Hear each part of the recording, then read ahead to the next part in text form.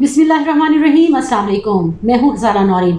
नाज़रीन, supreme court एक दफ़ा फिर तनाज़ात की ज़द में है। बहुत सारी खबरें सामने आ रही हैं। कुछ नई अपॉइंटमेंट्स हुई हैं, नई तकरीरियाँ हुई हैं और इन तकरीरियों का काजी फ़ाइज़ ईसा केस के हवाले से ख़ासी अहमियत अख्तियार कर गई हैं। और अगर सुप्रीम कोर्ट की बात हो तो हमारे पास इस्लामाबाद में कम अज़ कम बात करने के लिए सदीक जान साहब से बेहतर यकीनन कोई सहाफ़ी नहीं है। तो सदीक जान साहब एक दफ़ा फिर हमारे साथ मौजूद हैं। सबसे पहले तो इनका शुक्रिया अदा करेंगे और उसके बाद इनसे ये पूछेंगे कि ये जो नई अपॉइंटमेंट्स हुई हैं और नई तकरीरियाँ हुई हैं सुप्रीम कोर्ट के जजेस के हवाले से, इनका बिलखसूस जस्टिस काजी फ़ाइज़ ईसा केस के हवाले से क्या इम्पेक्ट हो सकता है? बहुत शुक्रिया। एक तो लेकिन मैं ये बता दूं कि मुझसे बेहतर बात करने वाले बहुत से लोग मौजूद हैं और सीनियर्स जो बहुत इस पे उनकी कमांड है। तो बात करते हैं। देखें, जो आपने बात कही वो दुरुस्त कही कि इस वक्त सुप्रीम कोर्ट तनाज़ात की ज़द में एक तरह से चीफ़ जस्टिस पाकिस्तान और chief justice Sindh high court में जो मामला चल रहे हैं, मैं थोड़ा सा बैकग्राउंड मुख्तसर ये बता के फिर आगे हम जो इम्पोर्टेंट है वो उस पर बात करेंगे। काजी फ़ाइज़ केस पे क्या असर पड़ेगा और क्यों इंपॉर्टेंट है ये सारी जो तब्दीलियाँ हो रही हैं सुप्रीम कोर्ट ऑफ पाकिस्तान में।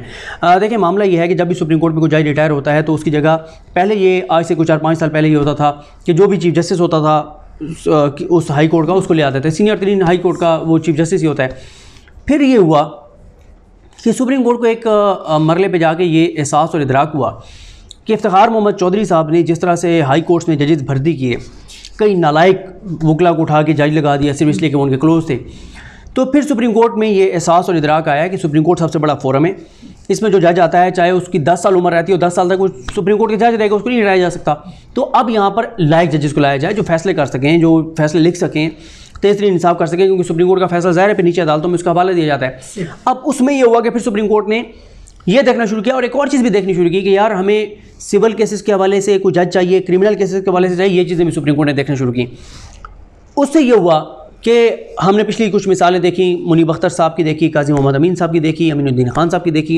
इस तरह से कोई 5वें नंबर पे कोई किसी और नंबर से लायक जजेस को उठा के लाना शुरू किया।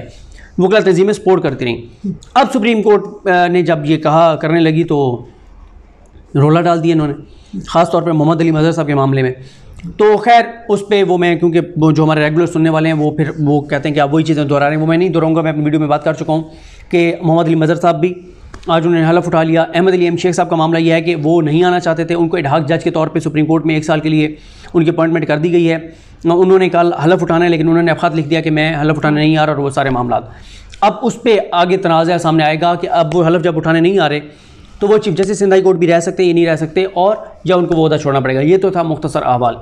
अब मैं आता हूँ, मैं अभी जब आपने कहा कि इस मौजू पर बात करनी है तो मैं लिस्ट देख रहा था जजेस की। बड़ी आपको इंटरेस्टिंग चीज़ें बताता हूँ, क्योंकि कल जो है वो रिटायर यानी आज रिटायर हो गए हैं जस्टिस मुशीर आलम साहब, और उनके कल वो जो फुल कोर्ट रेफरेंस होता है जज साहब जो भी रिटायर होते हैं वो भी नहीं हो रहा कोविड की वजह से।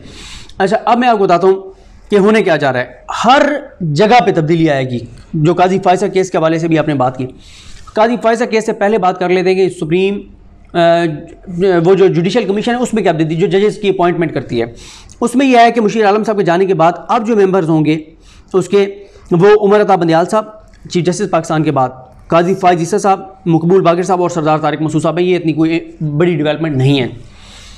डेवलपमेंट कौन सी बड़ी है?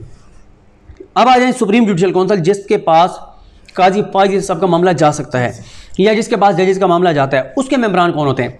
चीफ जस्टिस पाकिस्तान उसके मेंबर होते हैं, 2 सीनियर तरीन जो सुप्रीम कोर्ट के जजेस होते हैं वो होते हैं, और 2 होते हैं हाई कोर्ट के जो सीनियर तरीन जजेस होते हैं वो होते हैं।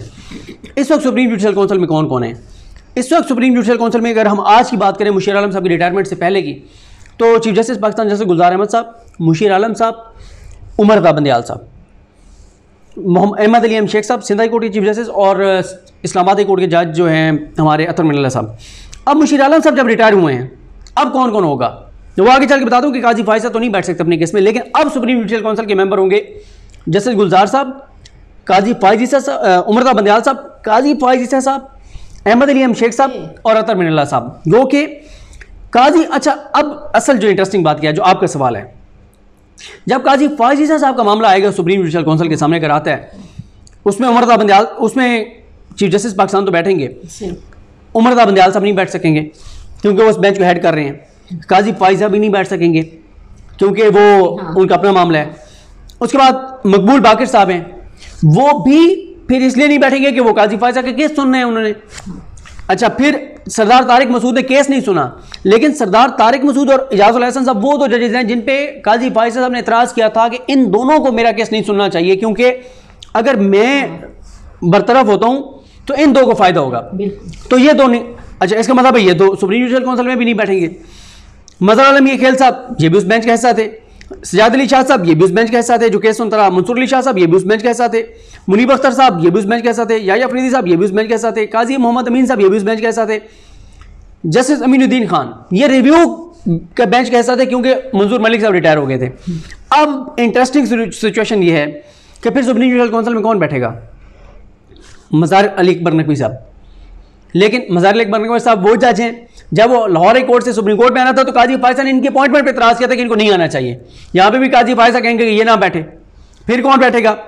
फिर जस्टिस जमाल खान मंदोखेल साहब बैठेंगे, इनके ऊपर कोई मसला नहीं, ये बैठ सकते हैं। लेकिन ये हम अभी अपनी समझ बूझ के मुताबिक बात कर रहे हैं, हो सकता है ऐसा ना हो, जो चीज़ें हो रही हैं उसके मुताबिक, वैसे क्योंकि प्रेडिक्शन नहीं की जा सकती सुप्रीम कोर्ट के मामलात में, इसलिए कि चीज़ें तब्दीली हो रही हैं, नई नई चीज़ें इवॉल्व हो रही हैं, नई नई जो चीज़ें हैं वो जो नई मिसालें सामने आ रही हैं। अच्छा, अब जमाल खान मंदोखेल साहब के बाद जो जज बचते हैं इस वक्त सुप्रीम कोर्ट में, जो आखिरी नंबर के हैं, जो वो आज मोहम्मद अली मज़हर साहब हैं, इनकी अपॉइंटमेंट पर भी इतराज़ किया हुआ काजी फायजा ने। अच्छा, ये नहीं बैठेंगे, फिर कौन बैठेगा? मतलब फिर जाहिर है जो नया कोई जज आएगा, नया जज कौन आना है? जस्टिस आयशा मलिक साहबा ने आना है, जिनको अभी तक उनका नाम सजेस्ट किया गया, अभी अप्रूव नहीं हुआ। अच्छा, उन पे अगर काजी फायजा साहब एतराज़ करते हैं फिर वो कहेंगे ये भी नहीं बैठ सकते। तो एक अजीब सा एक क्राइसिस सा नजर आ रहा है सुप्रीम जुडिशल काउंसिल की हद तक, अगर फौरी तौर पे ये case supreme judicial council take up करती है, क्योंकि अभी जैसे कहते हैं ना दिल्ली दूरस्त। क्यों?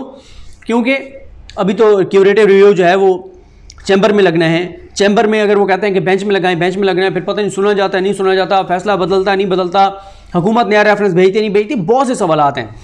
तो ये मैंने जो आपको, अच्छा इसी तरह से एक और जो इंटरेस्टिंग बात होगी, अब 10वां जज कौन होगा अगर ये बेंच के सामने लगता है? तो वैसे तो मज़ार अली अकबर नकवी साहब होने चाहिए, लेकिन उनके ऊपर काजी साहब एतराज़ करेंगे तो फिर देखते हैं कि वो बेंच से अलग होते हैं या नहीं होते।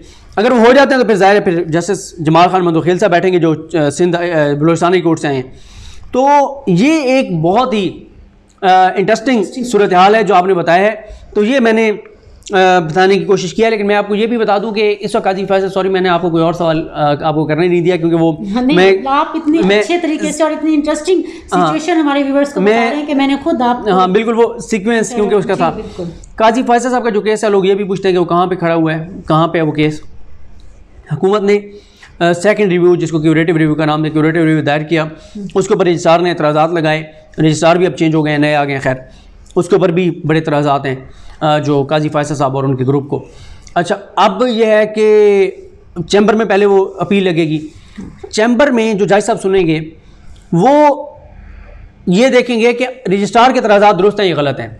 मैं बहुत पहले ये कह चुका हूँ कि मेरी अंडरस्टैंडिंग ये है, मेरी असेसमेंट ये है, मेरी जो समझ बूझ गलत भी हो सकती है, वो ये है कि एक जज अब ये फैसला नहीं कर सकता कि क्यूरेटिव रिव्यू हो सकता है या नहीं हो सकता, होना चाहिए नहीं होना चाहिए।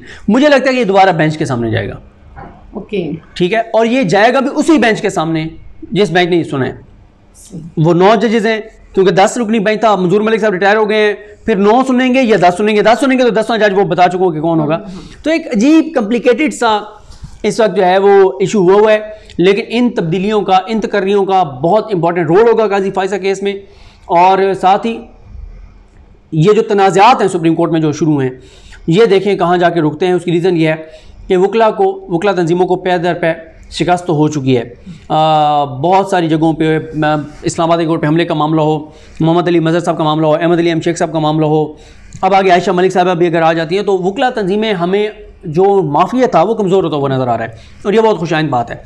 काजी फायजा साहब का मुस्तकबिल क्या है ये कुछ कहना कबल अज़ वक्त है, लेकिन किसी भी वक्त वो केस लग सकता है। बहुत शुक्रिया सिद्दीक जान साहब। सुप्रीम कोर्ट बहरहाल तनाज़ात की ज़द में है और ये देखते हैं कि ये मामला कहाँ पर जाकर रुकता है। मुझे इजाज़त दीजिए इस दुआ के साथ कि आप जहाँ रहें खुश रहें, सलामत रहें, और इस दरख्वास्त के साथ कि मेरे यूट्यूब चैनल को सब्सक्राइब कीजिएगा और वीडियो को लाइक कीजिएगा। अल्लाह हाफ़िज़। पाकिस्तान जिंदाबाद।